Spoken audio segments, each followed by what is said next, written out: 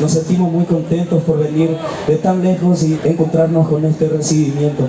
Queremos compartir con ustedes una canción que nació aquí en Argentina para todos los paraguayos valientes que son ustedes, quienes dejaron nuestra bendita tierra guaraní en busca de un futuro mejor. Y a pesar de que vivamos muy bien aquí, tenemos ese algo que nos falta en el corazón, y eso es nuestro querido Paraguay. Tenemos ahora la mitad a ese Paraguay.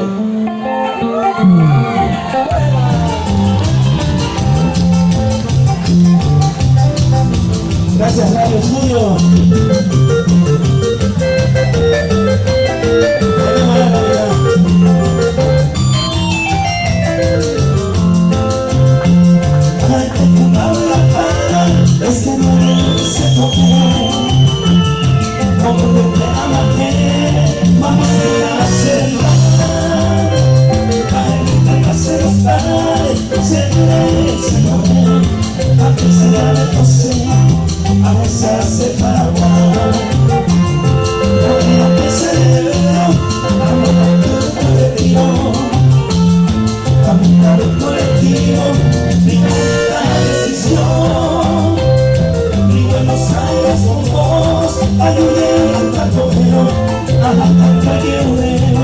Se siente aquí en mis ojos.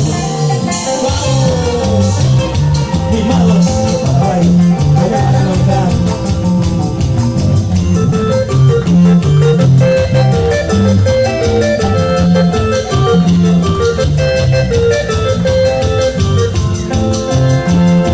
A esa fama voy, solo que parece deseo, aunque como que el cielo hasta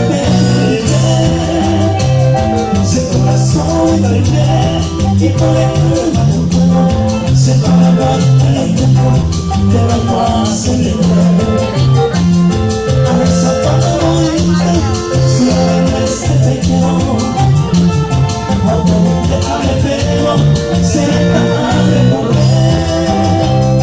Hoy me separa de cada oído, con la cabeza a esa Paraguay.